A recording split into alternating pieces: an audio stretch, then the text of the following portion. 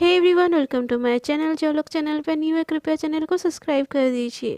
मैं आज आपको सुनाने वाली हूँ एक बेहतरीन मूवीज़ का नाम दमन है। इसको IMDb से 9.7 रेटिंग मिली हुई है। ये मूवी वैसे तो ओडिया में रिलीज हुई है बट इसका हिंदी डबिंग चल रहा है। मूवी एक रियल स्टोरी के ऊपर आधारित है जो कि मालकानगिरी के रूरल एरिया के ऊपर बेसिक है। आप लोग का ज़्यादा टाइम वेस्ट ना करते हुए चलिए स्टोरी को शुरू कर। मूवी की शुरुआत होती है ओडिशा की एक छोटी सी स्टेट मालकानगिरी से, जहाँ पे हॉस्पिटल तो है बट डॉक्टर का दूर दूर तक कोई नामो निशान नहीं है। जहाँ पे सरकार की अभी तक कोई भी सुविधा नहीं पहुंची हुई है और ये इलाका नक्सलों से भरा हुआ है। जहाँ पे बीमारी तो बहुत है बट उसका इलाज करने के लिए कोई भी नहीं है। अभी हम देखते हैं एक यंग डॉक्टर डॉक्टर सिद्धार्थ को, जिसकी हाल ही में MBBS ख़त्म हुई होती है और जिसकी पोस्टिंग मालकानगिरी में ही हुई होती है। दूसरे डॉक्टरों की तरह सिद्धार्थ का भी बहुत सपना होता है एक हाई प्रोफाइल लाइफ जीने की, बट उसकी पोस्टिंग मालकानगिरी जैसे एक छोटे से इलाके में हुई गई होती है। वो चाहता तो नहीं है वहाँ पे ज्वाइन होना बट उसको ज्वाइन होना ही पड़ता है। मालकानगिरी डिस्ट्रिक्ट के अंदर वैसे तो 151 गाँव होते हैं बट सिद्धार्थ का जहाँ पोस्टिंग हुआ होता है वो होता है जानवाई, बट वहाँ पे पहुँचना इतना भी ईजी नहीं होता है। शहरों की तरह वहाँ पे ट्रांसपोर्टेशन का कोई भी उतना सुख सुविधा नहीं होता। ना तो वहाँ पे बस चल रही होती है ना ही ऑटो होती तो है, बस एक जिप्सी जिसकी भी हालत बहुत ज़्यादा बेहाल हुई पड़ी होती है। बट वहाँ पे सिद्धार्थ जैसे तैसे करके उस जिप्सी में बैठ जाता है। जिप्सी में बैठ के उसको ऐसा लगता है कि उस जिप्सी जानबाई गाँव में छोड़ देगी, बट उसको वहाँ पे बैठ के पता चलता है कि जानबाई गांव जाने के लिए उसको एक नदी पार करनी पड़ेगी। उस नदी पे भी कोई प्राइवेट बोट नहीं होता है चलती, तो बस एक लोकल बोट है। सिद्धार्थ उस लोकल बोट में बैठ के जानबाई गांव पहुंच जाता है। फाइनली सिद्धार्थ जानबाई गांव पहुंच जाता है जहां उसकी मुलाकात कंपाउंडर रवि से होती है और रवि सिद्धार्थ को जानबाई गांव के बारे में कुछ बातें बता रहा होता है।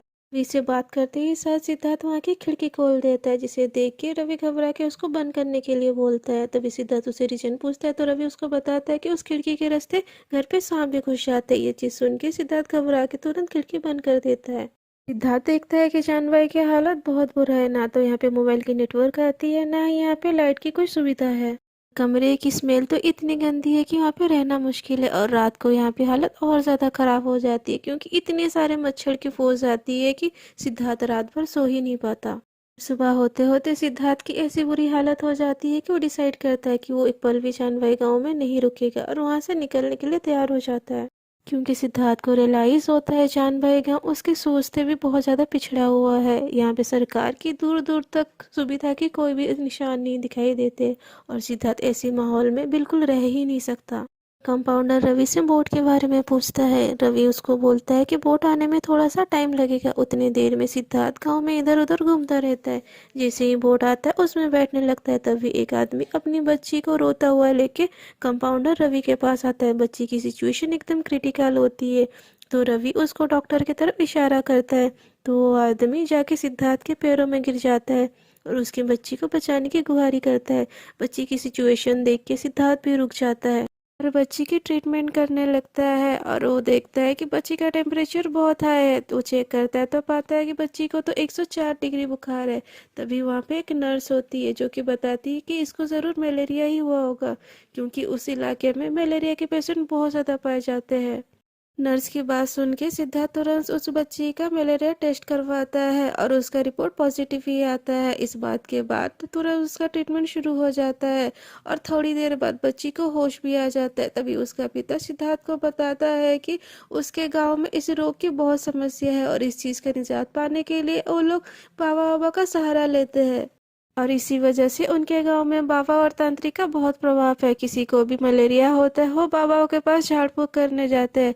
सिद्धार्थ ये बात सुन के ऐसे अंधविश्वास देख के उसको बहुत बुरा लगता है और वो डिसाइड करता है कि वो कुछ दिन गांव में ही रुकेगा और सोचता है जितने लोग मलेरिया से पीड़ित थे उनका इलाज करेगा। अगले दिन सुबह उठ के ही सिद्धार्थ अपने कंपाउंडर रवि के साथ मलेरिया किट लेके गांव की तरफ निकल जाता है और सब लोगों का मलेरिया टेस्ट करता है। शुरू में लोग इस चीज़ से झिझकते हैं बट सिद्धार्थ उनको समझाता है कि वो उन लोगों के लिए ही है और सबका टेस्ट करता है और जितने लोग भी मलेरिया पॉजिटिव होते हैं उन सबका इलाज करता है।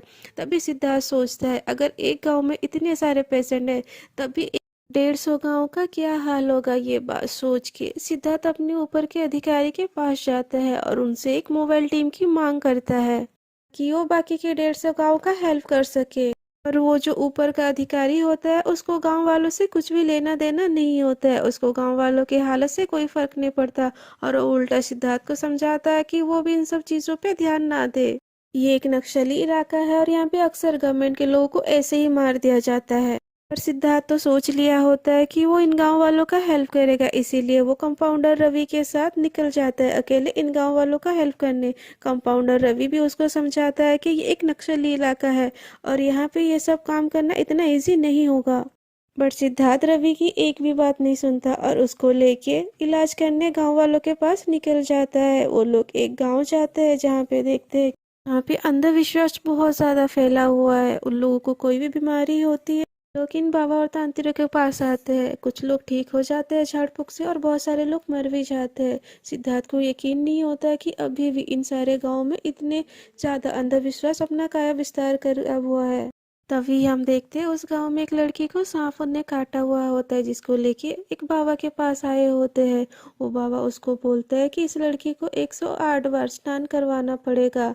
और ये देख के सिद्धार्थ को बहुत ज्यादा गुस्सा आता है, लोगों को रोकना चाहता है बट कंपाउंडर रवि उसको रोक देता है और ये सब करने नहीं देता है। इस चीज से सिद्धार्थ को बहुत ज्यादा गुस्सा आता है और गुस्सा होकर सिद्धार्थ वहां से चला जाता है। थोड़ी देर बाद कंपाउंडर रवि उसको ये बात आके बताता है कि वो लड़की अब मर गई है।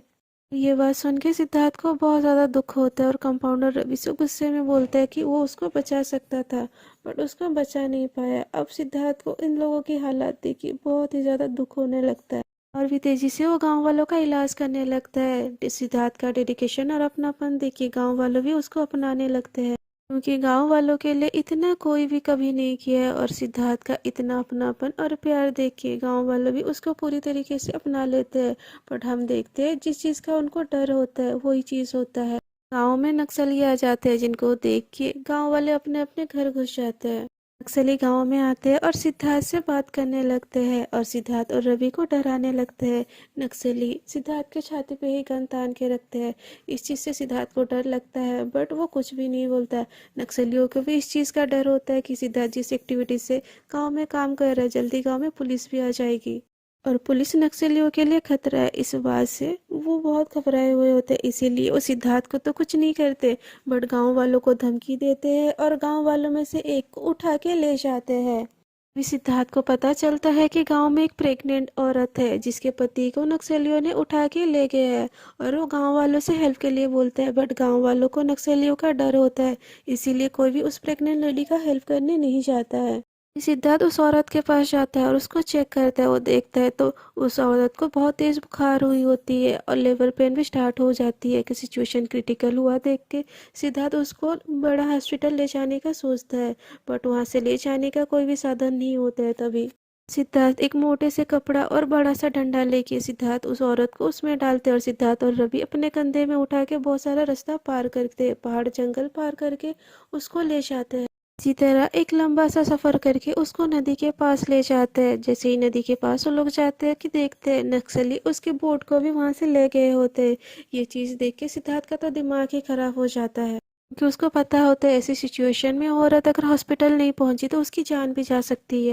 इसीलिए रवि और सिद्धार्थ कुछ भी जुगाड़ करके उसको नदी पार कर देते हैं बट उस औरत की बिगड़ती हुई हालत देख के सिद्धार्थ डिसाइड करता है कि उसको बड़ा हॉस्पिटल ना ले जाके जानवाई में ही उसकी डिलीवरी करवानी पड़ेगी। यहाँ पे सिद्धार्थ रवि और रोनोस उस औरत की नॉर्मल डिलीवरी करवाने की कोशिश करते हैं और बहुत ही मेहनत मुशक्कत के बाद उस औरत की डिलीवरी भी हो जाती है। इस बात से सिद्धार्थ और रवि बहुत ज़्यादा इमोशनल हो जाते हैं और सिद्धार्थ रवि से कहता है कि बाकी सारे गांव जाके वहाँ की ट्रीटमेंट करने की, बट रवि मना कर देते हैं। तभी हम देखते हैं कि वहाँ पे गांव के बहुत सारे लोग आ जाते हैं। रवि को लगता है कि वो गुस्से में वहाँ पे आए क्योंकि वो प्रेग्नेंट औरत को वहाँ से उठा के हॉस्पिटल ले आए थे। से ही सिद्धार्थ बाहर जाता है। गांव वाले सिद्धार्थ को डांटने की वजह उसको बहुत ज़्यादा सम्मान देते हैं। उसके लिए बहुत सारे फ्रूट्स और बहुत सारे वेजिटेबल भी लेके आए होते हैं उसको थैंक यू बोलने के लिए, कि उसी की वजह से उस औरत की जान बची हुई होती है। गांव वालों का इतना प्यार देख के सिद्धार्थ का दिल भी भर आता है। उसके अगले दिन वो आदमी फिर से आता है जो अपनी बच्ची को लेके सबसे पहले सिद्धार्थ के पास आया हुआ होता है, जिसका सिद्धार्थ ने पहले ट्रीटमेंट किया होता है। उसकी बच्ची की अब तबीयत बहुत ज़्यादा फिर से खराब हो गई होती है। सिद्धार्थ फिर से मेडिकल टेस्ट करता है तो पता चलता है कि उसकी बच्ची को फिर से मलेरिया हो गया। तभी सिद्धार्थ देखता है कि उस बच्ची का पिता भी खांस रहा है। उसको देख के उसका भी टेस्ट करवाने के लिए बोलता है और टेस्ट करवाने के बाद वो भी मलेरिया पॉजिटिव पाया जाता है। इस बात से सिद्धार्थ नोटिस करता है कि जिनको मलेरिया का सिम्टम्स नहीं भी दिख रहा है उनको भी मलेरिया हो सकता है। इस हालात में सिद्धार्थ को ऐसा लगता है बस इस चीज़ का बस एक ही सोल्यूशन है, प्रॉपर प्रिस्क्रिप्शन और मस्क्यूटो नेट यूज़ करना। बट यहाँ पे प्रॉब्लम ये है कि हर किसी के पास प्रॉपर मस्क्यूटो नेट नहीं है, ना ही वो लोग उसको अफोर्ड कर सकते हैं। इसीलिए सिद्धार्थ सीएमओ सर से मिलने जाता है और इस प्रॉब्लम के सोल्यूशन के लिए बात करता है। वो उनको बताता है कि पूरे मालकानगिरी जिला में मलेरिया का काया विस्तार है और उसको रोकने के लिए LLIN नेट की ज़रूरत है। तो ये बात सुन के सीएमओ सर बोलते हैं कि मेरे लिए तो ये पॉसिबल नहीं है, पूरे जिले के लिए इतने सारे नेट नहीं दे सकता, वो भी LLIN नेट। जिन लोगों को नहीं पता उनको बता देती हूँ कि LLIN नेट एक स्पेशल तरीके के नेट होते हैं जिसमें मच्छर लगते ही मर जाते हैं और इससे मलेरिया को काबू करना बहुत ही ईजी होता है। सीएमओ सर बोलते हैं कि वो अपने ऊपरी विभाग से बात करेंगे और सिद्धार्थ वहां से चला जाता है। सीएमओ सर कुछ दिनों में ही बहुत सारे LLIN नेट पूरे जिला में दे देते हैं। बट गांव वाले उस नेट को मच्छर के लिए नहीं बल्कि अपने कुछ दूसरे ही पर्सनल यूज के लिए यूज करते हैं। कोई उसमें मछली पकड़ता है, कोई इससे बॉल बना के खेलता है या कोई इसको फुटबॉल नेट ही बना देता है। और इसी तरह गांव वालों की ही लापरवाही की वजह से गांव में पूरी तरह मलेरिया फैल जाता है, जिसकी वजह से मीडिया भी इस केस में इन्वॉल्व हो जाती है। और दूसरी तरफ हेल्थ मिनिस्टर भी सीएमओ को इसके चलते सुना रहे होते हैं और जल्द से जल्द इस प्रॉब्लम का सलूशन निकालने के लिए बोलते हैं। तभी हम देखते हैं कि सिद्धार्थ, रवि और वो नर्स पेशेंट का जी जान से देखभाल कर रहे होते हैं। तभी हम देखते हैं उसी गांव का एक छोटा सा बच्चा जिसको मलेरिया होता है, वो सिद्धार्थ के सामने ही अपने दम तोड़ देता है। ये सारी चीज देख के सिद्धार्थ तो अंदर से ही टूट जाता है और बोलता है जहाँ दुनिया चांद तक पहुंच गई, हम सिंपल से मलेरिया से ही नहीं लड़ पाए। और सोचता है कि इतने सारे प्रिकॉशन के बाद भी मलेरिया के पेशेंट कम क्यों नहीं रहे हैं। भी उसको पता चलता है पूरे गांव में नेट तो बढ़ गया है बट लोग उसका यूज़ नहीं करते। अभी तक लोग इस चीज़ से अवेयर नहीं है। इस चीज़ की अवेयरनेस फैलाने के लिए सिद्धार्थ कलेक्टर साहब से बात करता है और उनसे बोलता है कि सारे डिपार्टमेंट के लोगों को इस काम में लगाने के लिए वो कलेक्टर साहब से बात करे। बट वो सर सिद्धार्थ को भी अपने साथ कलेक्टर साहब की मीटिंग में जाने के लिए बोलते हैं। सिद्धार्थ वहाँ जाके उनको गांव वालों की और मलेरिया के बारे में सारी बातें डिस्कस करता है और उनको समझाता है कि मालकानगिरी में मलेरिया की क्या स्थिति है। वो उनको इतने अच्छे समझाता है कि कलेक्टर सर भी अपने डिपार्टमेंट के सारे लोगों को भेज देते अवेयरनेस के लिए। बात के बाद से सारे सरकारी डिपार्टमेंट के अधिकारी चाहते हैं गांव वालों को समझाने इस चीज़ में। पुलिस वाले भी शामिल होते हैं। वो घर घर जाके सबको बोलते और धमकाते कि वो नेट यूज़ करे ताकि उनको मलेरिया ना हो।